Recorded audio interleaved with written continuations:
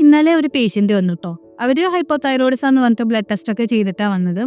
അപ്പം എനിക്ക് കുറച്ച് സംശയം തോന്നിയിട്ട് ഞാൻ കുറച്ചുകൂടെ ടെസ്റ്റ് എടുപ്പിച്ചപ്പോഴേക്കും അത് ഹഷിമോട്ടോസ് തൈറോയിഡൈറ്റിസ് ആണ്. ഇവരുടെ ഓട്ടോ ഇമ്യൂൺ ഇൻഫ്ലമേറ്ററി കണ്ടീഷനാണ്. ഇപ്പം തൈറോയിഡ് ആണെങ്കിലും ഹഷിമോട്ടോസ് ആണെങ്കിലും മാനസികമായിട്ട് ഒക്കെ ആയിരിക്കുക എന്നുള്ള ഭയങ്കര ഇമ്പോർട്ടൻ്റ്. അപ്പം ഞാൻ അവരോട് ഇങ്ങനെ ചോദിച്ചു, എന്തെങ്കിലും സ്ട്രെസ്സൊക്കെ ഉണ്ടോ എന്ന് ചോദിച്ചപ്പോൾ അവർ പൊതുവെ ഇൻട്രോവേർട്ട് ടൈപ്പാണ്. അവരിങ്ങനെ ചിരിച്ചിട്ട് സ്ട്രെസ്സൊക്കെ ഉണ്ട് ഇങ്ങനെ പറഞ്ഞു.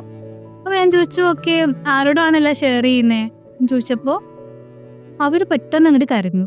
ആരും ഇല്ല എന്നുണ്ടായിട്ട് കരഞ്ഞു. ഞാനാകെ വല്ലാണ്ടായിപ്പോയി. ഞാൻ അവരോട് കരയണമെന്നൊന്നും പറഞ്ഞില്ല.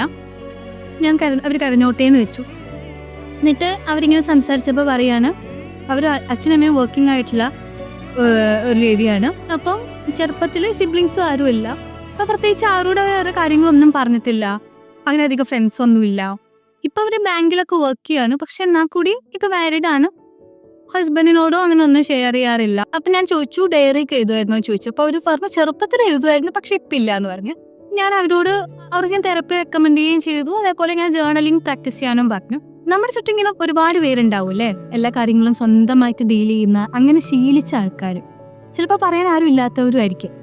അപ്പോൾ ഈ പെയിനെ ഫീൽ ചെയ്യാതെ അല്ലെങ്കിൽ അതിനെ റിലീസ് ചെയ്യാണ്ട് ഇങ്ങനെ മാസ്ക് ചെയ്തൊക്കെ മുന്നോട്ട് പോകുന്നവർ മനസ്സിലാക്കേണ്ട ഒരു കാര്യം, ഒന്നല്ലെങ്കിൽ മറ്റൊരു രീതിയിൽ നമ്മുടെ ബോഡി ഇത് സ്റ്റോർ ചെയ്തുകൊണ്ടിരിക്കുക. അപ്പോൾ നമ്മൾ എന്തെങ്കിലും ഒരു റിലീസിങ് മെക്കാനിസം കണ്ടുപിടിച്ചേ തീരുള്ളൂ. ഒന്നിലെ തെറപ്പി പോവുക, അതല്ലാന്നുണ്ടെങ്കിൽ ജേർണലിംഗ് പോലത്തെ പ്രാക്ടീസ് ചെയ്യുക. എഴുതി കളയുകയെന്നൊക്കെ പറയുന്നത് നല്ലൊരു മെത്തേഡാണ്. പിന്നെ ചിലർ നല്ല ഭംഗിയായിട്ട് ഈ പെയിനൊക്കെ ഉണ്ടാകുമ്പോൾ കവിതകൾ എഴുതൂല. അവരുടെ വേ ഓഫ് റിലീസിങ് പെയിനാണ് അത്. അപ്പോൾ അങ്ങനെ എന്തെങ്കിലും മെത്തേഡ് എല്ലാവരും നോക്കുക.